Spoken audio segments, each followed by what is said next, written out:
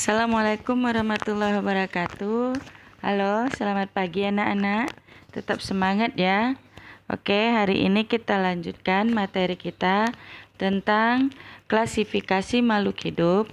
Lanjutan materi kita minggu lalu yaitu tentang keanekaragaman hayati. Nah, di sini ada beberapa penjelasan yang akan Ibu berikan. Tolong nanti kamu perhatikan ya anak-anak. Kamu pahami mana yang perlu kamu catat, kamu buat rangkumannya. Kemudian nanti ada beberapa tugas-tugas yang lain. Terima kasih.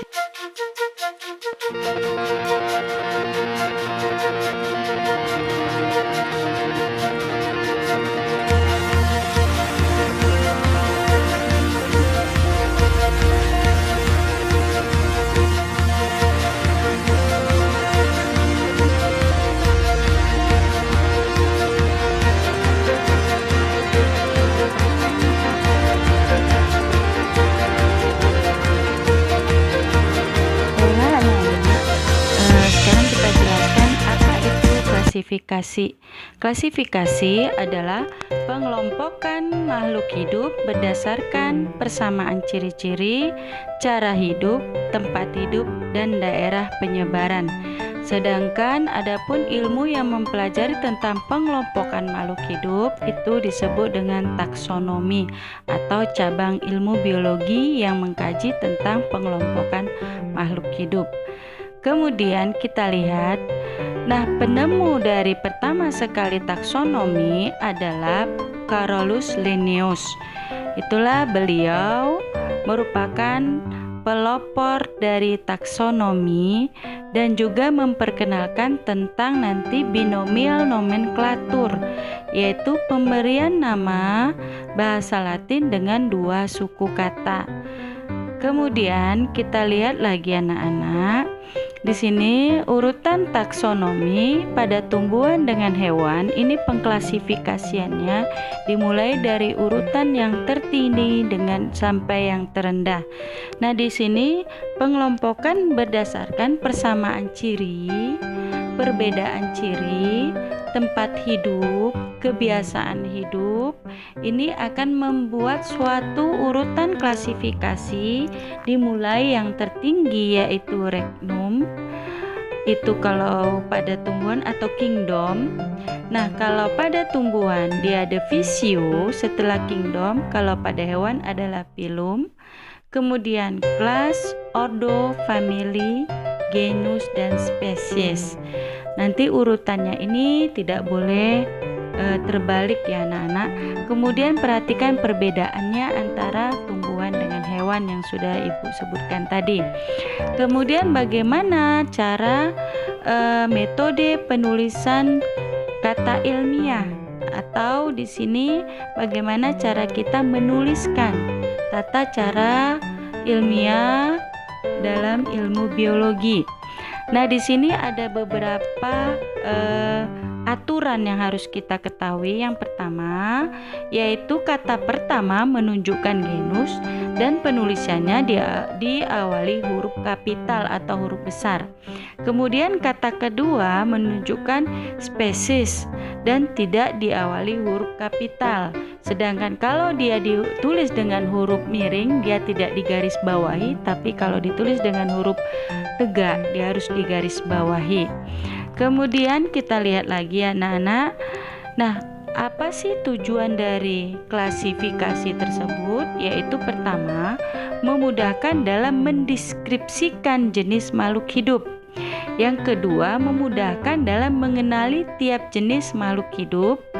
Kemudian, memudahkan dalam mempelajari makhluk hidup dan mengetahui adanya hubungan kekerabatan antar makhluk hidup.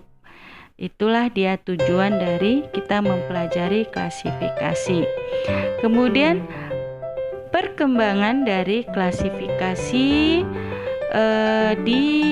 selama beberapa tahun ditemukan ada perkembangan klasifikasi sampai ditemukannya beberapa kingdom.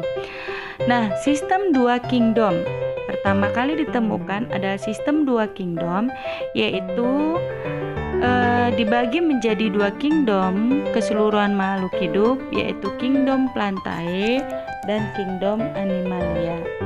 Nah, kingdom Plantae ciri-cirinya memiliki dinding sel, berklorofil, mampu berfotosintesis. Sedangkan kingdom Animalia itu atau dunia hewan memiliki ciri-ciri sebagai berikut: tidak memiliki dinding sel, tidak berklorofil, dan tidak bisa memproduksi makanannya sendiri.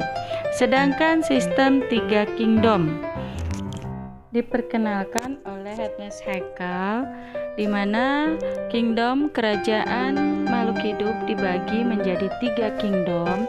Yang pertama adalah Plantae, kemudian yang kedua kingdom Animalia, dan yang ketiga adalah kingdom Protista.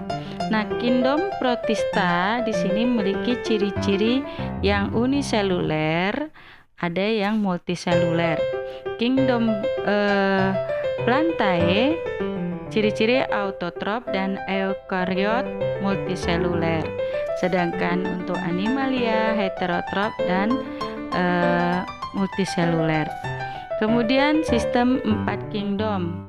Nah, ini juga diperkenalkan atau ditemukan oleh Herbert Copeland. Nah, dibagi menjadi 4 kingdom, yaitu yang pertama adalah kingdom Monera, kemudian memiliki ciri yaitu memiliki inti tanpa membran inti atau prokariot. Kemudian kingdom Protista, uniseluler atau multiseluler selnya ya anak-anak. Kemudian yang ketiga kingdom Plantae yang terdiri dari jamur, lumut, paku, dan tumbuhan biji. Sedangkan kingdom Animalia di sini masuk terdiri dari semua hewan dari protozoa sampai chordata atau bertulang belakang. Kemudian perkembangan kingdom berkembang kembali menjadi 5 kingdom. Ini dikemukakan oleh Robert H. Whittaker. Nah, beliau membagi menjadi 5 kingdom atau kerajaan dunia terbesar, itu ada 5. Yang pertama adalah kingdom Monera, memiliki ciri prokariot atau eukariot dan archaeobacteria. Ini nanti termasuk kelompok bakteri. Yang kedua adalah kingdom Protista. Ini selnya uniseluler, multiseluler, dan eukariot. Kemudian kingdom Fungi. Nah, di sini tambahnya adalah fungi, eukariot, heterotop, tidak berklorofil, dan dinding sel dari zat kitin. Dan yang keempat kingdom Plantae, ini uniseluler dan multiseluler, eukariotik dan heterotrop. Kemudian kingdom Animalia, di sini anak-anak itu bukan heterotrop tapi autotrop ya kalau untuk tumbuhan. Kalau hewan dia multiseluler heterotop. Jadi ingat di situ ada kesalahan pengetikan ya anak-anak. Nah, sistem 6 kingdom. Sistem 6 kingdom dikemukakan oleh Robert Karl Woese. Dibagi menjadi 6 kingdom, yaitu kingdom pertama adalah Archaeobacteria. Nah, di sini bersifat sel prokariot dan berbeda dengan bakteri dalam hal transkripsi dan translasi genetik. Nanti dijelaskan kalau kita masuk tentang bakteri. Kemudian kingdom Eubacteria, bakteri. Kemudian kingdom Protista, cirinya masih sama. Kemudian kingdom Fungi juga memiliki ciri yang sudah Ibu sebutkan tadi. Dan yang kelima adalah kingdom Plantae.